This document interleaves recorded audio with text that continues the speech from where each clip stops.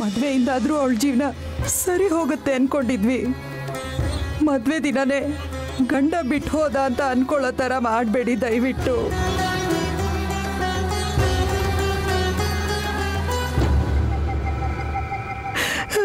ನಿಮ್ಮ ಕಾಲು ಹಿಡ್ಕೊಂಡ್ರು ಹಿಡ್ಕೋತೀನಿ ನಾನು. ದಯವಿಟ್ಟು ನನ್ನ ಮಗಳಿಗೆ ಅನ್ಯಾಯ ಮಾಡಬೇಡಿ. ಪ್ಲೀಸ್ ಎದ್ದೇಳಿ, ಎದ್ದೇಳಿ. ಯಾಕೆ ಹೀಗೆ ಮಾಡ್ತಿದ್ದೀರಾ? ನನಗಿಷ್ಟ ಇಲ್ಲ ಅಂತ ಹೇಳಿದ್ರು ಯಾಕೆ ಬಲವಂತ ಮಾಡ್ತಿದ್ದೀರಾ? ನೀವು ಅಗ್ನಿಸಾಕ್ಷಿ ಅಂತ ಹೇಳ್ಬಿಡಿ. ನನ್ನ ಮನಸ್ಸಾಕ್ಷಿ ಹೇಳೋ ಹಾಗೆ ನನ್ನ ನಡ್ಕೊಳಕ್ ಬಿಡಿ.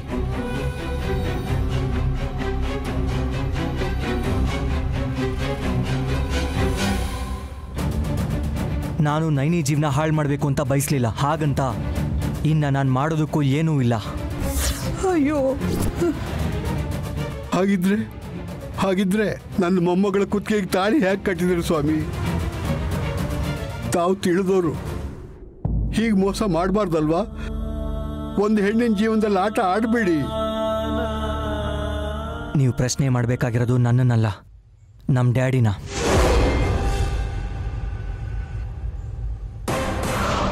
ಹೇಳಿ ಯಜಮಾನ್ರೆ, ಕೇಳ್ತಿದ್ದಾರಲ್ಲ, ಉತ್ತರ ಕೊಡಿ ಸ್ವಾಮಿ. ವಿಶಾಲಾಕ್ಷಮ್ಮನವರೇ ನನಗೆ ಹೇಳಲಿಲ್ಲ. ಈ ಯಜಮಾನ್ರು ಏನು ಹೇಳ್ತಾರೆ ತಾತ?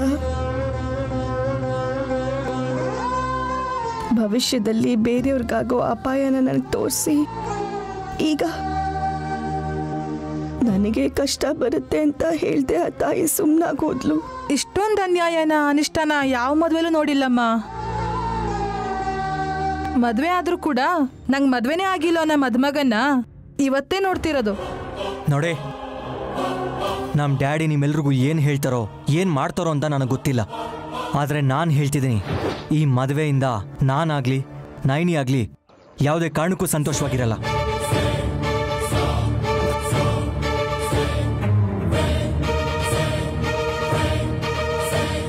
ಇದನ್ನ ನೀವೆಲ್ಲ ಎಷ್ಟು ಬೇಗ ಮರಿತಿರೋ ಅಷ್ಟು ಒಳ್ಳೇದು. ವಿಶಾಲ್, ತಾಳಿ ಅಂದ್ರೆ ಆಟದ ವಸ್ತು ಅನ್ಕೊಂಡ್ಯಾ? ಈ ರೀತಿ ಹೇಳ್ತಿದ್ದೀರಲ್ಲ, ಒಂದು ಹುಡುಗಿನ ನೋಡಿ ನಿಮಗೆ ನೀವೇ ಮದುವೆ ಫಿಕ್ಸ್ ಮಾಡಿದ್ರಿ. ನನ್ನನ್ನು ಕೇಳಿದ್ರಾ? ನನ್ನ ಇಷ್ಟ ಏನು ಅಂತ ಕೇಳಿದ್ರಾ? ಅದನ್ನು ಬಿಟ್ಟು ಹಾರ್ಟ್ ಅಟ್ಯಾಕ್ ಬಂದಿದೆ ಅಂತ, ನಾನು ಸತ್ತೋಗ್ತೀನಿ ಅಂತ ನನ್ನನ್ನು ಹೆದರಿಸಿ ಬಲವಂತದಿಂದ ಮದುವೆಗೆ ಒಪ್ಸಿದ್ರಿ. ಡ್ಯಾಡಿ, ಮೋಸ ಮಾಡಿದ್ದು ನೀವು. ಈಗ ಎಲ್ಲರ ಮುಂದೆ ನಾನೇನೋ ಮೋಸ ಮಾಡಿರೋ ಹಾಗೆ ನನ್ನನ್ನು ಕ್ವಶನ್ ಮಾಡ್ತಿದ್ದೀರಾ? ಹಾರ್ಟ್ ಅಟ್ಯಾಕ್ ಅಂತ ಹೇಳಿದ್ದು ನನ್ನ ತಪ್ಪೇ.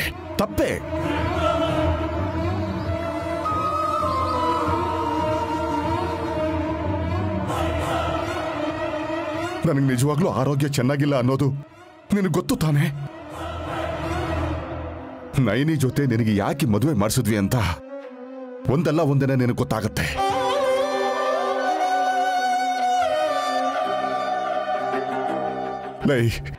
ನನ್ನ ಮೇಲಿರೋ ಕೋಪಕ್ಕೆ ಆ ಮಾಯಕಿ ಹುಡುಗಿಗೆ ಅನ್ಯಾಯ ಮಾಡಬೇಡ ಕಣೋ.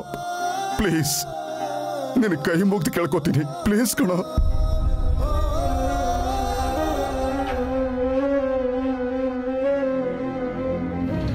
ಡ್ಯಾಡಿ, ನೀವಿಷ್ಟೆಲ್ಲ ಕೇಳೋ ಅವಶ್ಯಕತೆ ಇಲ್ಲ. ಮದುವೆನೂ ಒಂದು ಕೆಲಸ ಅಂದ್ಕೊಳ್ಳಿ. ನಿಮ್ಮ ಕೆಲಸ ಆಗೋಯ್ತು, ನೀವು ಹೇಳ್ದಂಗೆ ಮಾಡಿದ್ದೀನಿ, ನಾನು ಹೋಗ್ತಿದ್ದೀನಿ. That's all, as simple as that. ಯಜಮಾನ್ರೆ,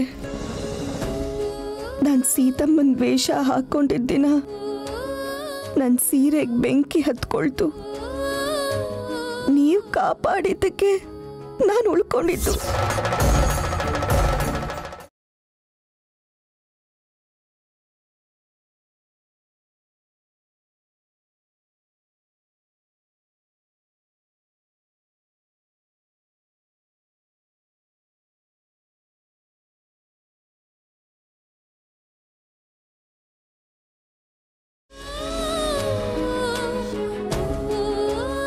ಆದ್ರೆ ಈಗ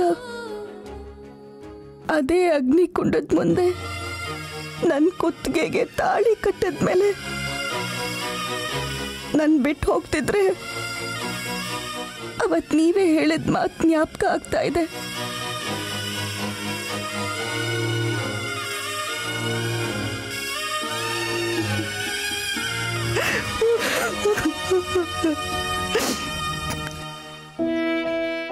ನಾನು ನಡೆದಿರೋದ್ರ ಬಗ್ಗೆ ಯೋಚನೆ ಮಾಡಲ್ಲ, ಮುಂದಾಗೋದ್ರ ಬಗ್ಗೆ ಹೆದರಿಕೆನೂ ಇಲ್ಲ ಅಂತ ಹೇಳಿದ್ರಿ.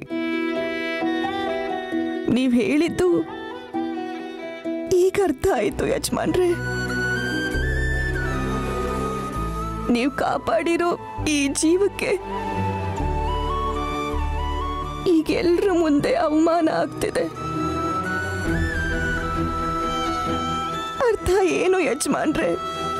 ಯಾಕೆ ಹೀಗೆ ಮಾಡಿದ್ರಿ?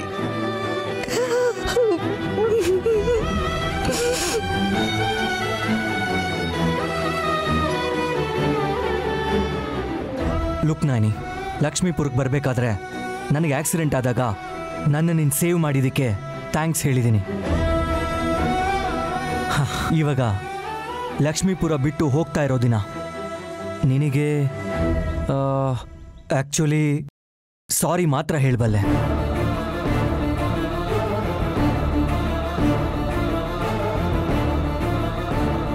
ಬಟ್ ರೀಸನ್ ಮಾತ್ರ ನಾನಲ್ಲ, my dad. Okay, I am sorry again. ಬಾಯ್.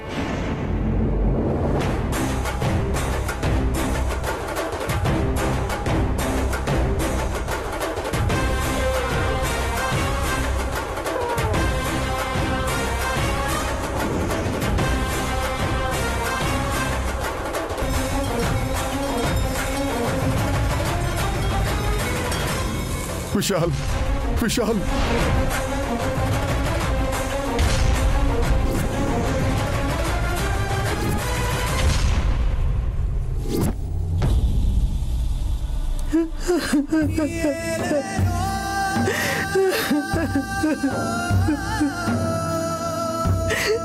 ಅನಿಷ್ಟಗಳು ನಡಿಬಹುದೇನೋ, ಆದ್ರೆ ಇಂಥ ಅನ್ಯಾಯ ಮಾತ್ರ ಯಾರಿಗೂ ಆಗ್ಬಾರ್ದು. ಇನ್ ನಿಮ್ಮನ್ನ ವಿಶಾಲಕ್ಷಮ್ಮನೇ ಕಾಪಾಡ್ಬೇಕು. ನಡೀರಮ್ಮ, ನಡೀರಿ.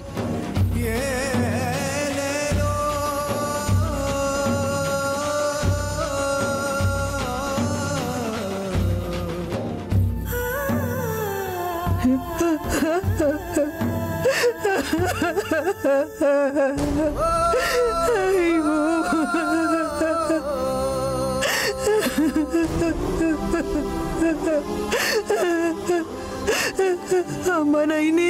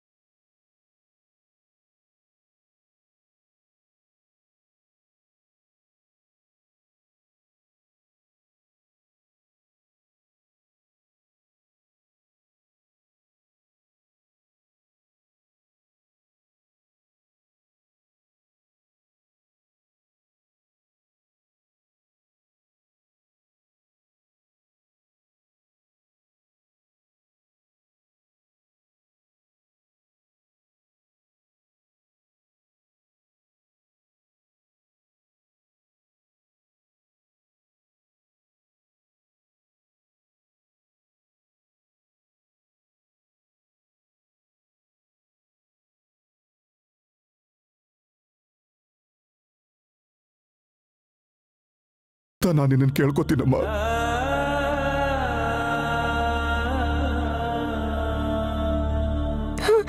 ಅಯ್ಯೋ, ಕೈ ಮುಗಿಬಿಡಿ ದೊಡ್ಡ ಯಜಮಾನ್ರೆ. ಮೊದಲು ಕೈನ ಕೆಳಗಿಳಿಸಿ. ನಾನು ತುಂಬಾ ಸ್ವಾರ್ಥಿ ಕಣಮ್ಮ. ಹೆತ್ತ ತಂದೆಯಾಗಿ ಮಗನ ಪ್ರಾಣ ಉಳಿಸೋಕ್ಕೋಸ್ಕರ ಹೀಗೆ ಮಾಡ್ಬೇಕಾಯ್ತು.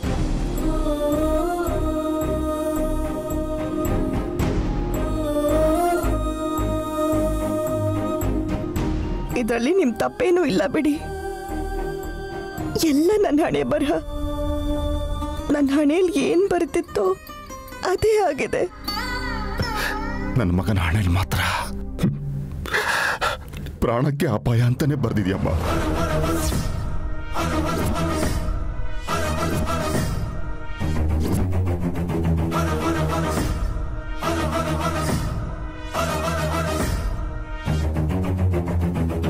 ಏನ್ ಹೇಳ್ತಿದ್ದೀರಾ ನೀವು? ಹೌದಮ್ಮ, ರೋಡ್ ಆಕ್ಸಿಡೆಂಟ್ ಆದಾಗ ಕಾಪಾಡೋಕ್ ನೀನಿದ್ದೆ. ಆದ್ರೆ ಇವಾಗ ಅವನ ಜೊತೆ ನೀನಿರಲ್ಲ. ಇನ್ನು ವಿಶಾಲ್ನ ಯಾವ ದೇವತೆ ಕಾಪಾಡ್ತಾಳಮ್ಮ?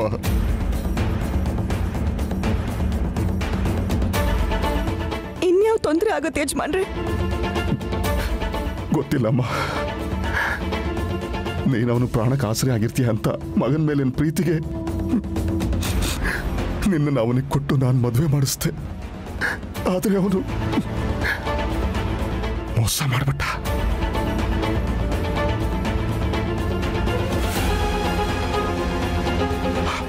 ಆದರೆ ನಾನು ನಿನಗೆ ಆ ಥರ ಆಗೋಕ್ ಬಿಡಲ್ಲಮ್ಮ. ಮನೆಗೆ ಹೋಗಿ ಹೇಗಾದ್ರೂ ಮಾಡಿ ಅವನನ್ನು ಒಪ್ಪಿಸೋ ಪ್ರಯತ್ನ ಮಾಡ್ತೀನಿ. ಅವನು ನಿನ್ನನ್ನು ಹೆಂಡತಿ ಅಂತ ಒಪ್ಕೊಳ್ಳೋವರೆಗೂ ನಿನ್ನನ್ನು ಮಗಳು ಥರ ನಾನು ನೋಡ್ಕೋತೀನಮ್ಮ. ಅದು ನನ್ನ ಧರ್ಮ.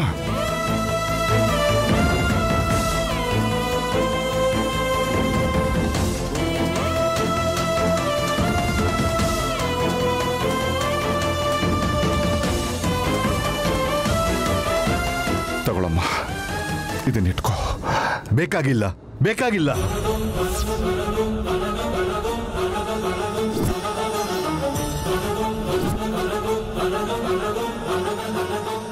ಥೂ ಅಂತ ಉಗಿದು ದುಡ್ಡು ಕೊಟ್ಟು ಹೋದ್ರು ಅಂತ, ಅದಕ್ಕೋಸ್ಕರನೇ ನನ್ನ ಮೊಮ್ಮಗಳ ಮದುವೆ ಆದ್ಲು ಅಂತ ಜನ ಎಲ್ಲ ಮಾತಾಡೋಕೆ ಶುರು ಮಾಡ್ತಾರೆ.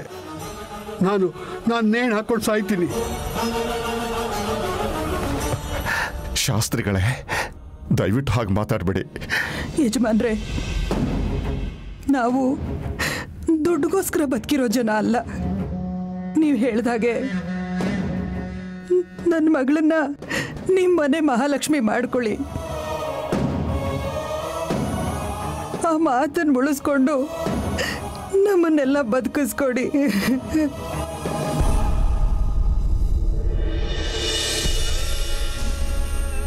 ನಿಮ್ಮ ಸ್ವಾಭಿಮಾನ ಏನು ಅಂತ ನನಗೆ ಅರ್ಥ ಆಗುತ್ತಮ್ಮ. ಆದರೆ ನನ್ನ ಸ್ವಾರ್ಥನೂ ಸ್ವಲ್ಪ ಅರ್ಥ ಮಾಡ್ಕೊಳ್ಳಿ. ನಯನಿ, ನನ್ನ ಮಗನಿಗೆ ಏನಾದರೂ ಅಪಾಯ ಆಗುತ್ತೆ ಅಂತ ಗೊತ್ತಾದರೆ ದಯವಿಟ್ಟು ನನಗೆ ತಿಳಿಸಮ್ಮ. ಇದು ತಗೊಳಮ್ಮ. ನನ್ನ ಮನೆ ಅಡ್ರೆಸ್ಸು, ನನ್ನ ಫೋನ್ ನಂಬರ್ ಎಲ್ಲ ಇದರಲ್ಲಿದೆ.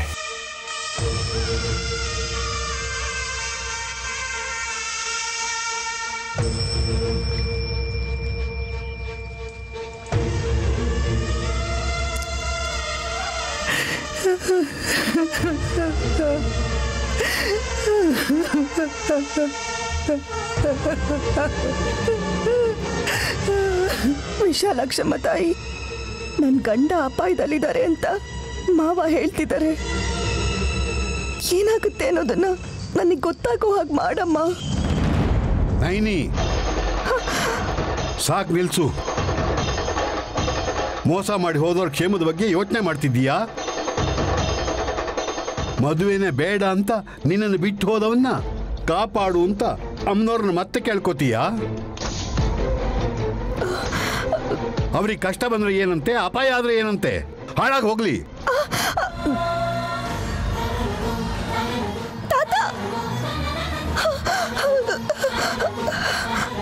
ನೈನಿ,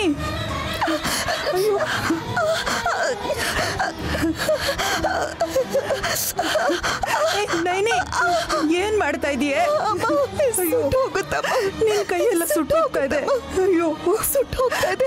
ಅಯ್ಯೋ, ಸುಟ್ಟು ಹೋಗ್ತಿದೆ. ನೈನಿ, ಏನಮ್ಮ ಇದು?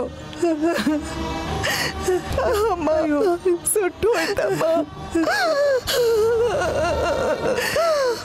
ಸುಟ್ಟು ಹೋಗ್ತಿದೆ.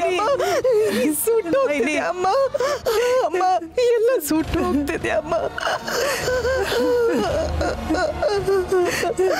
ಯಜಮಾನ್ರಿಗೆ ಅಪಾಯ ಆದ್ರೆ ಅವ್ರಿಗೆ ನಾನು ಹೇಗ್ ತಿಳಿಸ್ಲಮ್ಮ? ಅಯ್ಯೋ, ಈಗ ನಾನು ಏನ್ ಮಾಡ್ಲಿ? ತಮ್ಮ, ತಾತ, ಯಾಕೆ ಹೀಗ್ ಮಾಡಿದ್ರಿ ತಾತ? ಯಜಮಾನ್ರನ್ನ ಕಾಪಾಡ್ಕೋಬೇಕು ತಾತ. ಅವ್ರಿಗೆ ಬರುವ ಅಪಾಯ ಏನು ಅಂತ ಗೊತ್ತಾದ್ಮೇಲೂ ಅವ್ರಿಗೆ ತಿಳ್ಸಕ್ಕಾಗದೆ ಹೋದ್ರೆ ಬದುಕಿದ್ದು ಏನ್ ಪ್ರಯೋಜನ ತಾತ? ತ್ಯಾಗ ಮಾಡಿ ಮಾಡಿ ನೀನ್ ಮೋಸ ಹೋಗಿದ್ಯಾ ಅಂತ ಗೊತ್ತಿಲ್ಲಮ್ಮ ಅವ್ರಿಗೆ. ಕ್ಷಮೆ ಕೇಳೋದು ಬಿಟ್ಟು ದುಡ್ಡು ಕೊಟ್ಟು ಹೋಗಿದ್ದಾರೆ. ಅಂಥವ್ರ ಬಗ್ಗೆ ಯೋಚನೆ ಮಾಡಕ್ ಹೋಗ್ಬೇಡ. ಅವ್ರಿಗೆ ಬೇಕಾಗಿದ್ದು ನಿನ್ನ ದೂರದೃಷ್ಟಿನೇ ಹೊರತು ನೀನಲ್ಲಮ್ಮ. ಮನುಷ್ಯರು ಮತ್ತು ಮನಸ್ಸುಗಳ ಜೊತೆ ಆಟ ಆಡೋರ್ನ ಮರ್ತು ಬಿಡು ಅಷ್ಟೇ.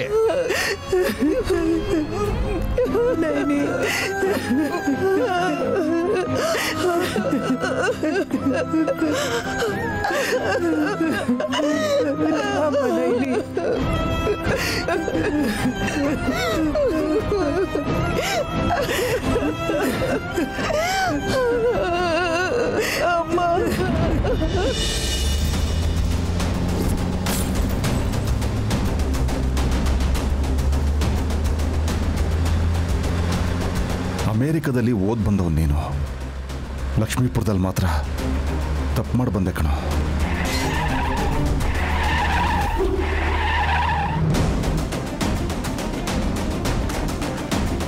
ಹುಡುಗಿನ ಬಿಟ್ಟು ಬರ್ತಿರೋದು ತಪ್ಪು ಅಂತಿದ್ದೀರಲ್ಲ, ಮತ್ತಮ್ಮ ನನ್ನನ್ನು ಬಿಟ್ಟು ಹೋದ್ರಲ್ಲ, ಅದನ್ನೇನಂತೀರ? ವಿಶಾಲ್, ನನ್ನನ್ನು ಹೆತ್ತವರಿಬ್ರು ಒಬ್ರಾದ್ಮೇಲೆ ಒಬ್ರು ಮೋಸ ಮಾಡಿದ್ರು. ನಾನು ಅಮೇರಿಕಾಗೆ ಹೋಗಿದ್ದು ಬರೀ ಓದೋಕ್ಕೆ ಮಾತ್ರ ಅಲ್ಲ, ಇಂಡಿಯಾಲಿ ನನ್ನನ್ನು ಕಾಡ್ತಿದ್ದ ನೆನಪುಗಳಿಂದ ದೂರ ಇರೋದಕ್ಕೆ. ಮತ್ತೆ ಬಂದಿದ್ದು ಮದುವೆಗೋಸ್ಕರ ಅಲ್ವೇ ಅಲ್ಲ, ಈಗ ನನಗೋಸ್ಕರ ಇರೋ ಅಮ್ಮನಿಗೋಸ್ಕರ. ತಿಲೋತ್ತಮ ಮನುಷ್ಯ ರೂಪದಲ್ಲಿರೋ ರಾಕ್ಷಸ ಅಂತ ನಿಂಗೆ ಗೊತ್ತಿಲ್ಲ. ನಿನ್ನನ್ನು ಅಲ್ಲಿಂದ ಕರ್ಸ್ಕೊಂಡಿದ್ದು ನಿನಗೆ ಮೋಸ ಮಾಡೋದಕ್ಕೆ. ಆಕ್ಸಿಡೆಂಟ್ ಆದಾಗ ಕೈಯೋ ಕಾಲ ಹೋಗಿದ್ರೆ ಚೆನ್ನಾಗಿರ್ತಿತ್ತು. ಯಾಕೆ ಈ ಥರ ಮಾತಾಡ್ತೀಯ ವಿಶಾಲ್? ಎಸ್, ಆ ರೀತಿ ಆಗಿದ್ದಿದ್ರೆ ನನ್ನ ಕೆರಿಯರ್ ಮಾತ್ರ ಪೋಸ್ಟ್ಪೋನ್ ಆಗ್ತಿತ್ತು. ಆದರೆ ಇವಾಗ ನನ್ನ ಲೈಫೇ ಹಾಳಾಗೋಯ್ತು ಡ್ಯಾಡಿ. ಯಾವುದು ಅರ್ಥ ಆಗಬೇಕು ಅದು ಅರ್ಥ ಆಗಲಿಲ್ಲ ಅಂದಾಗ ನಮ್ಮನ್ನು ಪ್ರೀತಿಸೋರು ಬೇರೆಯವ್ರ ಥರ, ಮೋಸ ಮಾಡೋರು ಪ್ರಾಣ ಕೊಡೋರ ಥರ ಕಾಣಿಸ್ತಾರೆ ವಿಶಾಲ್. ನನ್ನ ನೋವನ್ನು ಕೂಡ ನೀವು ಅರ್ಥ ಮಾಡ್ಕೋತೀರಾ ಅಂತಲೇ ಅನ್ಕೋತಿದ್ದೀನಿ. ಮನೆಗೆ ಹೋದ್ಮೇಲೆ ನನಗೆ ಮದುವೆ ಆಗಿದೆ ಅಂತ, ನೈನಿನ ಬಿಟ್ಟು ಬಂದಿದ್ದೀನಿ ಅಂತ ದಯವಿಟ್ಟು ಹೇಳಕ್ಕೆ ಹೋಗ್ಬಿಡಿ. ಮದುವೆ ನಡೆದಿದ್ದನ್ನು ಹೇಳಲಿಲ್ಲ, ಈಗ ನಡೆದಿರೋದನ್ನು ಹೇಳಬೇಡ ಅಂತೀಯ ವಿಶಾಲ್. ಮತ್ತೆ ನನ್ನ ಮುಖದಲ್ಲಿ ನಿಮಗೆ ಯಾವತ್ತು ನಗು ಕಾಣಿಸುತ್ತೋ ಅವತ್ತು ನನ್ನನ್ನು ಕೇಳ್ದೇನೆ ಎಲ್ರಿಗೂ ಹೇಳಿ. ವಿಶಾಲ್, ವಿಶಾಲ್, ಬ್ಯಾಂಡೇಜ್ ಆಗಿ ತೆಗೆದಿದ್ಯಾ? ಇನ್ನೂ ಗಾಯ ವಾಸಿಯಾಗಿಲ್ಲ. ನನ್ನ ಮನಸ್ಸಿಗಾಗಿರೋ ಗಾಯದ ಮುಂದೆ ನನ್ನ ದೇಹಕ್ಕಾಗಿರೋ ಗಾಯ ತುಂಬ ಚಿಕ್ಕದು. ಇಷ್ಟು ದೊಡ್ಡ ಗಾಯ ಆಗಿದೆ ಅಂತ ಗೊತ್ತಾದ್ರೆ ನಮ್ಮಮ್ಮ ವಿಲ ವಿಲ ಅಂತ ಒದ್ದಾಡ್ತಾರೆ. ವಿಶಾಲ್, ನನ್ನ ಮಾತು ಕೇಳು, ಅದಲ್ಲ. Daddy please please.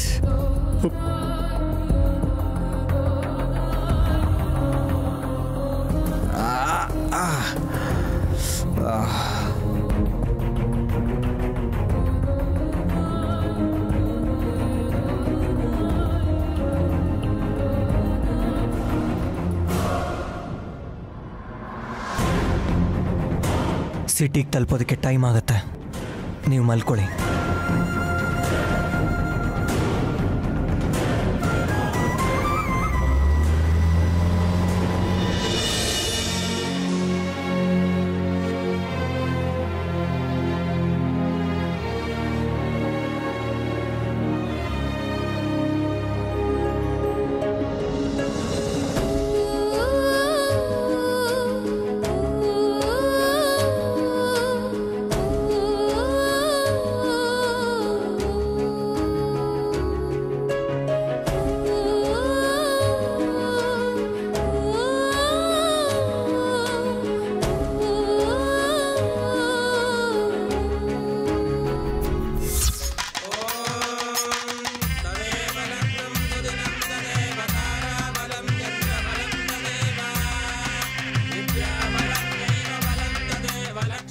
ನಾನಿದನ್ನ ಮದುವೆ ಅಂತಾನೆ ಅನ್ಕೋತಿಲ್ಲ.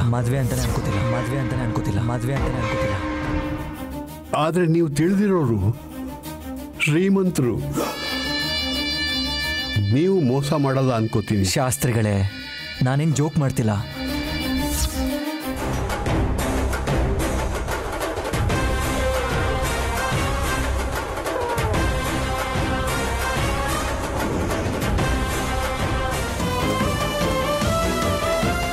ತಗೊಳಮ್ಮ, ಇದನ್ನಿಟ್ಕೋ. ಬೇಕಾಗಿಲ್ಲ, ಬೇಕಾಗಿಲ್ಲ.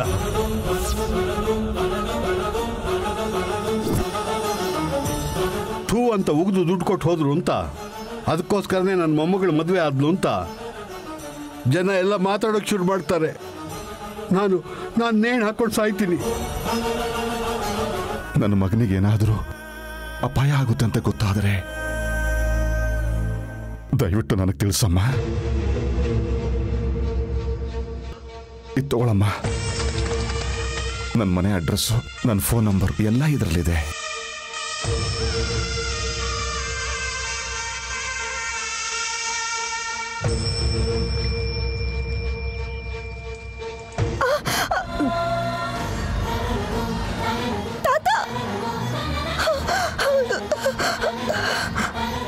ನೈನಿ,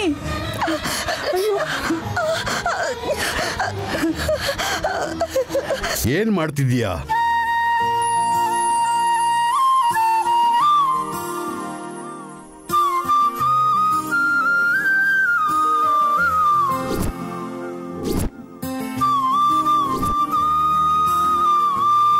ಕುಂಕುಮ ತಾತ. ತಾಳಿ ಕಟ್ಟಿದವನು ನೀನ್ ಬಿಟ್ಟು ಬೇಡ ಅಂತ ದೂರ ಹೋಗಿದ್ದಾನೆ. ಅಂಥದ್ರಲ್ಲಿ ಆ ಕುಂಕುಮ ನಿನ್ನ ಹಣೆಯಲ್ಲಿ ಇರಬಾರ್ದು.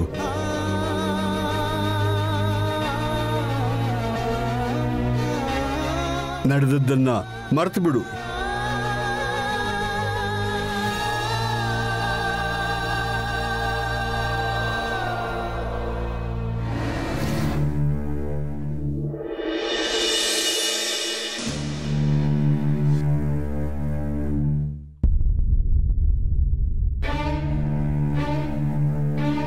ಶವದ ಮುಂದೆ ಕೂತಿರೋ ತರ ಕೂತಿದ್ರಲ್ರೋ, ಸ್ವಲ್ಪ ಆ ಕಡೆಗೆ ಹೋಗಿ ಕೂತ್ಕೊಳ್ರೋ.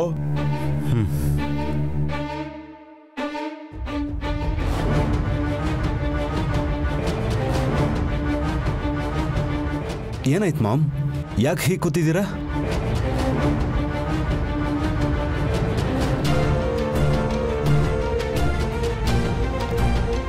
ಮಾತಾಡದೆ ಇದ್ರೆ ಟೆನ್ಷನ್ ಆಗತ್ತೆ ಮಾಮ್. ನೀನು ಪೊಲೀಸ್ ಇನ್ಸ್ಪೆಕ್ಟರ್ ಹತ್ರ ಮಾತಾಡ್ದೆ ಅಂತ ಹೇಳ್ದೆ ಅಲ್ವಾ ವಿಕ್ರಾಂತ್? ಆಗ್ಲಿಂದ ಭಯ ಆವರಿಸ್ಕೊಂಡಿದೆ. ಪೊಲೀಸ್ ಅವ್ರಿಗೆ ಯಾರ ಮೇಲೆ ಡೌಟ್ ಇದೆ, ಆದ್ರೆ ಮರ್ಡರ್ ಪ್ಲಾನ್ ನಾವೇ ಮಾಡಿದೀವಿ ಅನ್ನೋದು ಗೊತ್ತಿಲ್ಲ ಅಲ್ವಾ ಮಾಮ್? ಗೊತ್ತು ಮಾಡ್ಕೋತಾರೆ ವಲ್ಲಭ್.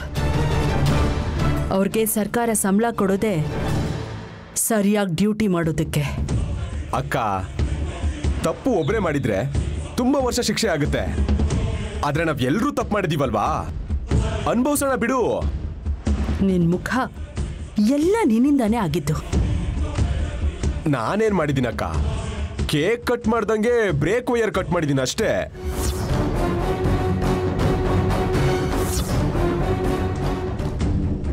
ವಿಶಾಲ್ನ ಸಾಯಿಸಕ್ ಹೋಗಿದ್ ನಾವೇ ಅಂತ ಡ್ಯಾಡ್ ಗೊತ್ತಾದ್ರೆ ನಮ್ಮನ್ನ ಕೊಚ್ಚಿ ಸಾಯಿಸ್ಬಿಡ್ತಾರೆ ಮಾಮ್. ಕರೆಕ್ಟ್.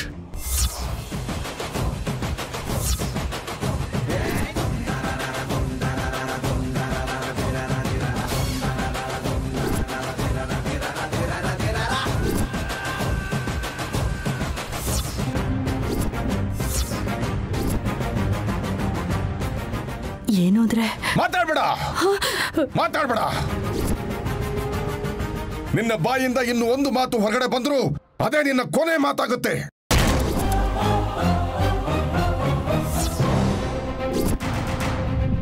ಮನುಷ್ಯ ರೂಪದಲ್ಲಿರೋ ರಾಕ್ಷಸಿ ನೀನು.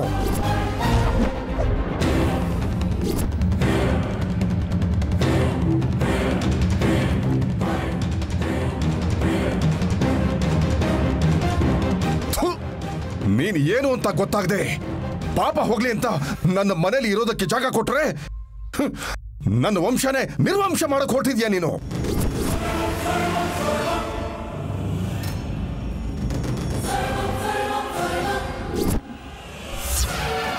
ನನಗ್ ಮುಂಚಿಂದಾನೂ ಅನುಮಾನ ಇತ್ತು ಬಾವ.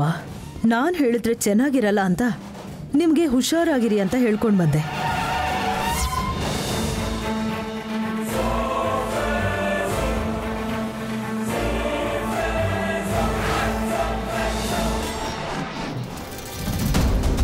ನಾನೇನ್ ಮೃಗ ಅಲ್ಲ ಅತ್ತೆ. ಮನುಷ್ಯನ್ ಪ್ರಾಣ ತೆಗಿಬೇಕು ಅನ್ಕೊಂಡಿದ್ರಲ್ಲ ನೀವು ಮೃಗಗಳು.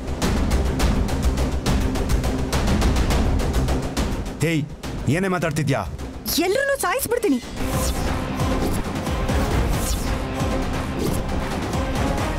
ನಾಲ್ಕು ಜನ ಜೊತೆಲಿ ಇರ್ತೀರಾ ಅಂದ್ರೆ ಎಷ್ಟು ಒಗ್ಗಟ್ಟಿದೆ ಅಂತ ಖುಷಿಯಾಗಿ ಎಲ್ರ ಮುಂದೆ ಹೇಳ್ಕೊತಿದ್ದೆ ನಾನು. ಆದ್ರೆ ನೀವ್ ಈ ತರ ಎಲ್ಲ ಮಾಡ್ತೀರಾ ಅಂತ ನಂಗೆ ಗೊತ್ತಿರ್ಲಿಲ್ಲ.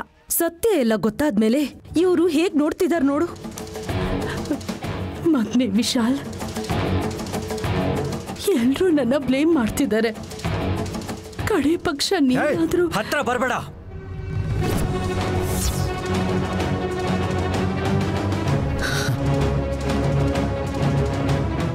ನನ್ನನ್ನು ಹೆತ್ತ ತಾಯಿ ಮೇಲೆ ದ್ವೇಷ ಬೆಳೆಯೋ ಹಾಗೆ ಮಾಡಿ ನನ್ನ ಬೆಳೆಸಿ ದೊಡ್ಡವನ್ ಮಾಡಿದೆ.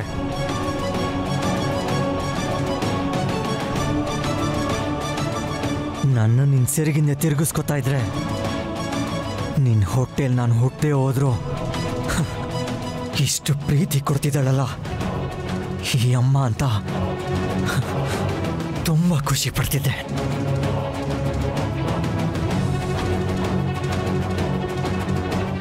ಆದರೆ ಹುತ್ತದಲ್ಲಿರೋ ಹಾವು ಅಂತ ನನಗೆ ಗೊತ್ತಾಗ್ಲಿಲ್ಲ.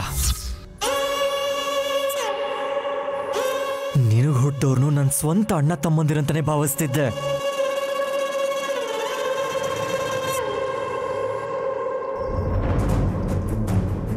ನಿಮಗೋಸ್ಕರ ನನ್ನ ಸ್ವಂತ ತಂದೆನೂ ಕೂಡ ದೂರ ಮಾಡ್ಕೊಂಡು ಬಂದೆ ನಾನು.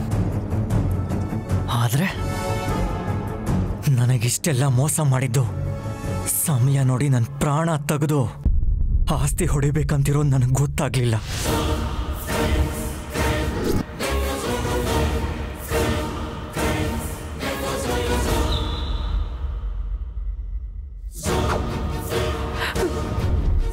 ವಿಶಾಲ್, ಸಾರಿ ಕಂದ. ನಿನ್ನನ್ನು ಕ್ಷಮಿಸಿದ್ರೆ ತುಂಬಾ ದೊಡ್ಡ ತಪ್ಪು ಮಾಡ್ದವನಾಗ್ತೀನಿ. ನಿನಗೆ ಯಾವ ಪಾಪನೂ ಸುತ್ಕೊಳ್ಳಲ್ಲ ವಿಶಾಲ್. ನಿನ್ನ ಗಂಟ್ಲಲ್ಲಿ ವಿಷ ಇಟ್ಕೊಂಡು ನಾಲ್ಗೆ ಮೇಲೆ ತುಪ್ಪ ಇಟ್ಕೊಂಡು ಮಾತಾಡೋ ಈ ರಾಕ್ಷಸ ಕುತ್ಕ ಹಿಸ್ಕಿ ನಾನೇ ಸಾಯಿಸ್ತೀನಿ. ನಾನಿನ್ನ ಸುಮ್ಮನೆ ಬಿಡಲ್ಲ.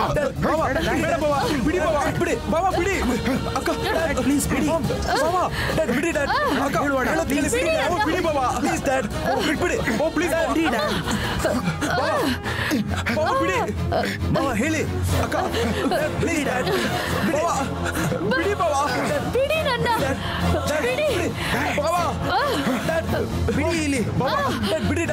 ಅಕ್ಕ, ಬಿಡಿ ನನ್ನ, ಸಾಯಿಸ್ಬೇಡಿ. ಬಿಡಿ ನನ್ನ, ಬಿಡಿ ನನ್ನ, ಸಾಯಿಸ್ಬೇಡಿ. ಬಿಡಿ, ಬಿಡಿ ನನ್ನ, ನನ್ನ ಸಾಯಿಸ್ಬೇಡಿ. ಬಿಡಿ ನನ್ನ, ಬಿಡಿ ನನ್ನ, ಬಿಡಿ. ಅಕ್ಕ, ಮಾಮ್, ಅಕ್ಕ, ಬೇಡ. ಅಕ್ಕ, ನಿನಗೇನು ಆಗಿಲ್ಲ? ಮಾಮ್, ಅಕ್ಕ, ಬಿಡಿ ನನ್ನ. ಅಕ್ಕ, ಏನಾಯ್ತಕ್ಕ? ನನ್ನ ಸಾಯಿಸ್ಬಿಟ್ರ? ನೀನ್ ಬದುಕೆ ಇದೆಯಾ? ನಾವು ನಿನ್ ಮುಂದೆನೆ ಇದೀವಿ. ನಾವೇನು ದೆವ್ವಗಳಲ್ಲ. ಬಿಡಿ ನನ್ನ, ಬಿಡಿ. ಮತ್ತೆ ಜಗದೀಶ್ ನನ್ನ ಕತ್ತಿಟ್ಕೊಂಡು ವಿಶಾಲ್ ನನ್ನ ಮಾತೆ ಕೇಳಿಸ್ಕೊಳ್ದೆ. ನೀನ್ ಕನಸು ಕಾಣ್ತಿದ್ಯಾಕ? ಮಟನ್ ಬಿರಿಯಾನಿ ತಿಂದ್ರೆ ಮದ ಬರುತ್ತೆ ಅನ್ಕೊಂಡಿದ್ದೆ. ಮಾಮ್, ನೀವು ತುಂಬಾ ಯೋಚನೆ ಮಾಡ್ತಿದ್ದೀರಾ. ವಿಕ್ರಾಂತ್ ಇನ್ನು ಸಿಟಿಗೆ ಬಂದಿಲ್ಲ. ಡ್ಯಾಡ್ ಮತ್ತೆ ವಿಶಾಲ್ ಹೇಗೆ ಬರೋಕ್ ಸಾಧ್ಯ? ಬಂದ್ರು ನಮ್ಮ ಮೇಲೆ ಯಾಕೆ ಡೌಟ್ ಪಡ್ತಾರೆ? ಪೊಲೀಸ್ ಎನ್ಕ್ವೈರಿ ಆದ್ಮೇಲೆ ಎಲ್ಲ ವಿಷಯ ಗೊತ್ತಾಗ್ಬಿಟ್ರೆ ಹಾಗಾಗೋದಿಕ್ಕೆ ನಾವು ಖಂಡಿತ ಬಿಡೋದಿಲ್ಲ ಮಾಮ್, ಪ್ರಾಮಿಸ್.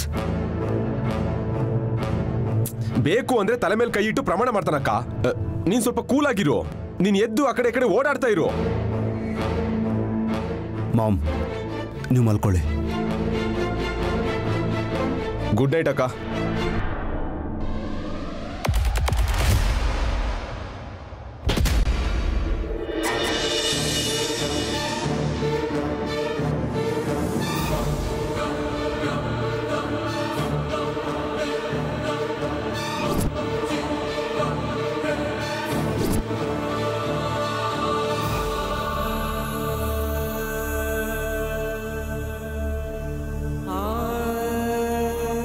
ಸಂಪ್ರದಾಯ ಅಲ್ವಾ ಮಾವ? ನನಗಂತೂ ಮುತ್ತೈದೆ ಭಾಗ್ಯ ಇಲ್ಲ. ಅವಳಿಗಾದ್ರೂ ಆ ಭಾಗ್ಯ ಇರ್ಲಿ ಬಿಡಿ.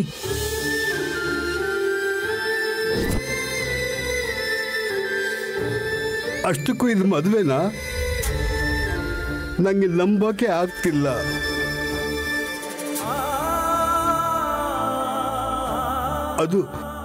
ಅದನ್ನ ನೆನಪಿಟ್ಕೊಂಡ್ರೆ ಏನ್ ಪ್ರಯೋಜನ?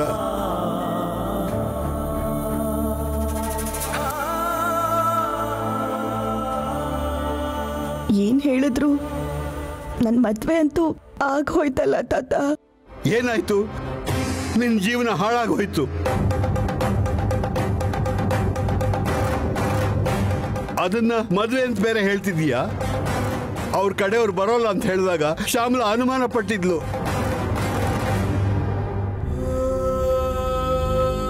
ನಾನೇ ಮದುವೆ ಮಾಡಿಬಿಟ್ರೆ ಒಂದು ಒಳ್ಳೆ ಕೆಲಸ ಆಗತ್ತೆ ಅಂತ ಯೋಚನೆ ಮಾಡಿದೆ. ಆ ಪಾಪ ನನಗೆ ತಟ್ಟಬೇಕು. ಬೇಗ ನನ್ನ ಮೇಲೆ ಕರ್ಕೊಂಡ್ಬಿಡಪ್ಪ ದೇವ್ರೆ.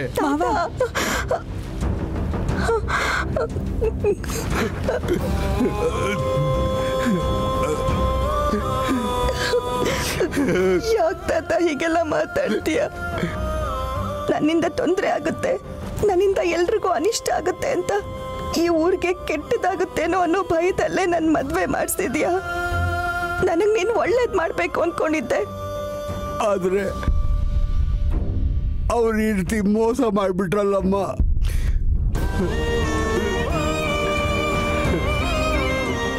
ಅಲ್ಲಿಗೆ ಬಂದು ಮದ್ವೆ ನಿಲ್ಸಿ ಅಂತ ಕಾಂತಮ್ಮನವ್ರು ಹೇಳಿದ್ರು. ಸುಮ್ಮನೆ ಕೂಗಾಡುವಾಗ ಅವಳು ಮದುವೆ ನಿಲ್ಲಿಸ್ತಾಳೆ ಅಂತ ಅವಳು ಬಾಯಿ ಮುಚ್ಚಿಸ್ದೆ.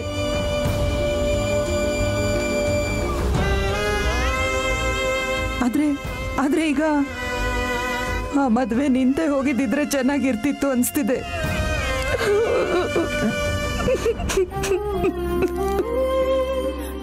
ಆದ್ರೆ ಆಗ ಹೋಗಿದೆ. ಈಗ ಆಚಾರ ಸಂಪ್ರದಾಯ ಪಾಲಿಸಬೇಡಿ ಅಂದ್ರೆ ಹೇಗೆ ಮಾವ? ಒಂದ್ಸಲ ಅವಳು ನೋಡಮ್ಮ. ನನ್ನ ಮೊಮ್ಮಗಳ ಕೊರಳಲ್ಲಿರೋ ಮಾಂಗಲ್ಯ ಮಂಗಳನ ಸೂಚಿಸ್ತಿದ್ಯಾ? ಇಲ್ವಲ್ಲ. ಇಷ್ಟೆಲ್ಲ ಆದ್ಮೇಲೆ ಅದನ್ನ ಮಂಗಳಸೂತ್ರ ಅಂತ ಹೇಗೆ ಹೇಳ್ತೀಯ?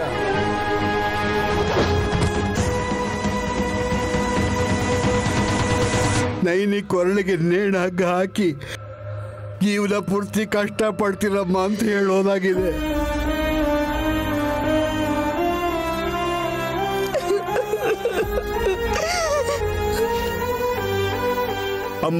ಅಮ್ಮ ನೈನಿ, ನನ್ನ ಕ್ಷಮಿಸು ತಾಯಿ, ನನ್ನ ತಾಯಿ. ಇದೆಲ್ಲ ನನ್ನಿಂದಾನೆ. ನಾನು ತಪ್ಪು ಮಾಡಿಬಿಟ್ಟೆ. ನಾನು ದೊಡ್ಡ ತಪ್ಪು ಮಾಡಿಬಿಟ್ಟೆ. ನನ್ನ ಕ್ಷಮಿಸಮ್ಮ.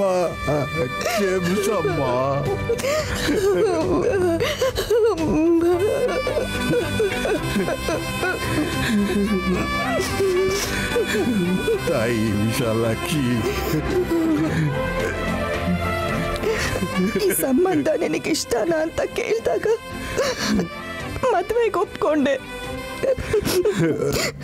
ಇದ್ರಲ್ಲಿ ಯಾವ ತಪ್ಪು ಇಲ್ಲ ತಾತ.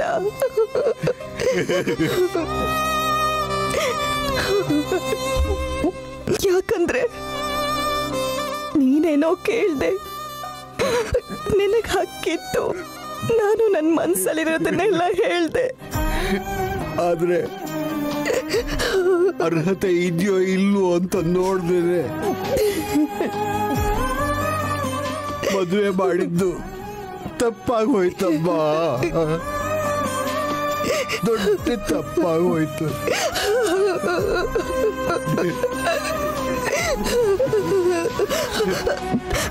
ಬೇಜಾರು ಮಾಡ್ಕೊಂಡು ಕೂತ್ಕೊಂಡ್ರೆ ನಾವು ಪಡ್ತಿರೋ ಕಷ್ಟ ಖಂಡಿತ ಕಡಿಮೆ ಆಗಲ್ಲ ತಾತ. ನೋಡೋಣ, ಯಜಮಾನ್ರು ಮನ್ಸ್ ಬದಲಾಯಿಸ್ತಾರೇನೋ. ಇಲ್ಲಾಂದ್ರೆ ದೊಡ್ಡ ಯಜಮಾನ್ರು ಅನ್ಯಾಯ ಆಗಕ್ ಬಿಡಲ್ಲ ಅಂತ ಮಾತು ಕೊಟ್ಟಿದಾರಲ್ವಾ? ಮಾವ, ನೀವೇನು ಮನ್ಸಿಗೆ ಹಚ್ಕೋಬೇಡಿ. ಯಾರೇನಂದ್ರು ನಾನು ಮಾತ್ರ ನನ್ನ ಮನೆಗೆ ಮಹಾಲಕ್ಷ್ಮಿ ಮಾಡ್ಕೋತೀನಿ ಅಂತ ಹೇಳಿದ ದೊಡ್ಡ ಮನುಷ್ಯರು. ಆದರೆ ಎಲ್ರೂ ಹೇಳಿದ ಮಾತನ್ನ ನಿಜ ಮಾಡೋದ್ರಮ್ಮ, ನಿಜ ಮಾಡೋದ್ರು.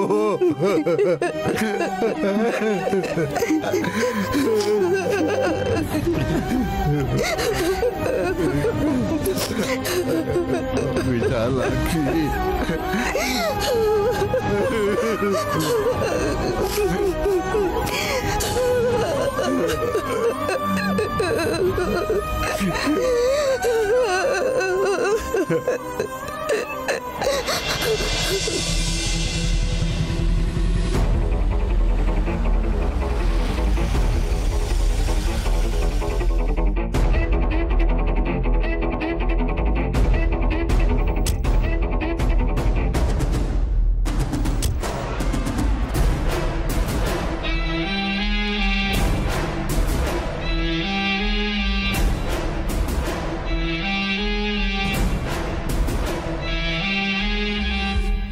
ಒಂದು ನಿಮಿಷ daddy.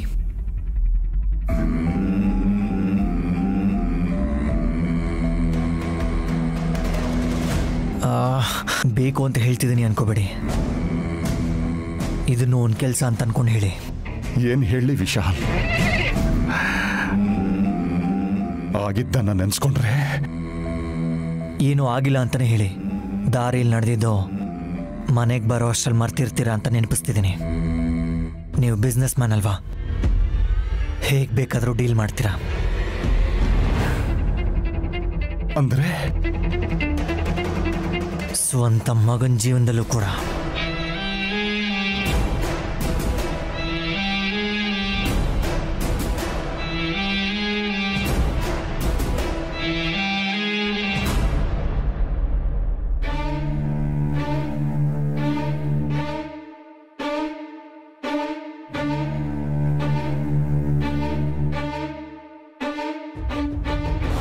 Good morning Vishal, how do you do? Vishal, resort project ವಿಷಯನ ಮರೆತು ಏನು ಹೇಳ್ದೆ ಹಾಗೆ ಹೋಗ್ತಿದ್ದಾರಲ್ಲ. ಏನಾಯ್ತು ವಿಶಾಲ್ಗೆ? ಕಿವಿಯಲ್ಲಿ ಬ್ಲೂಟೂತ್ ಕೂಡ ಇಲ್ವಲ್ಲ, ಮತ್ ಯಾಕೆ ಕೇಳಿಸ್ಲಿಲ್ಲ?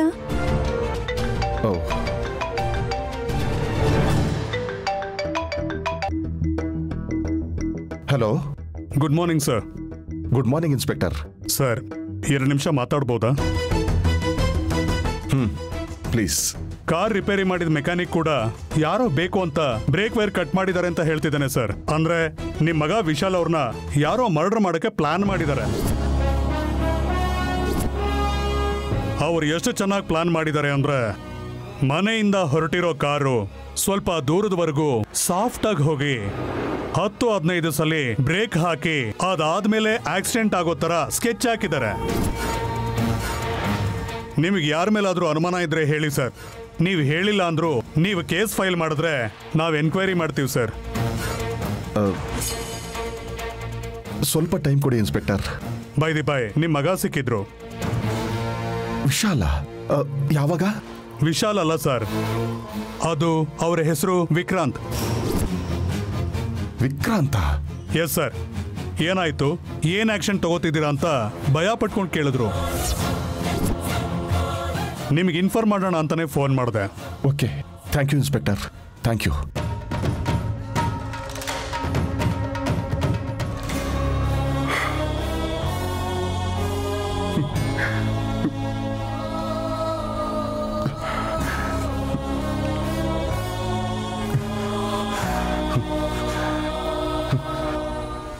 ತಿಲೋತ್ತಮ,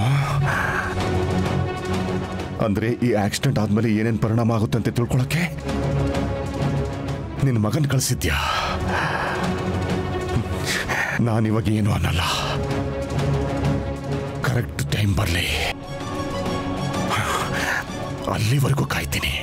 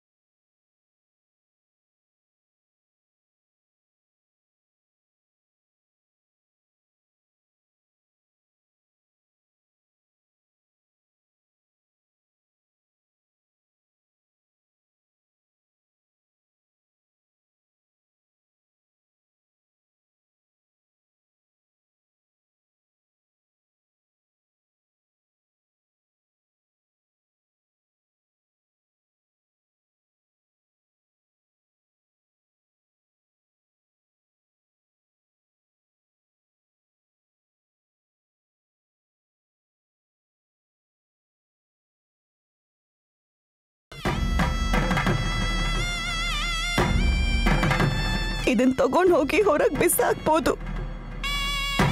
ನನ್ ಮನ್ಸಲ್ಲಿರೋ ಯಜಮಾನ್ರನ್ನ ಮರೆಯಕ್ಕಾಗಲ್ಲ ಅಲ್ವಾ ತಾತ? ನೀನು ಕೂಡ ಮರೆತು ಹೋದ್ರೆ ಒಳ್ಳೇದಲ್ವೇನಮ್ಮ?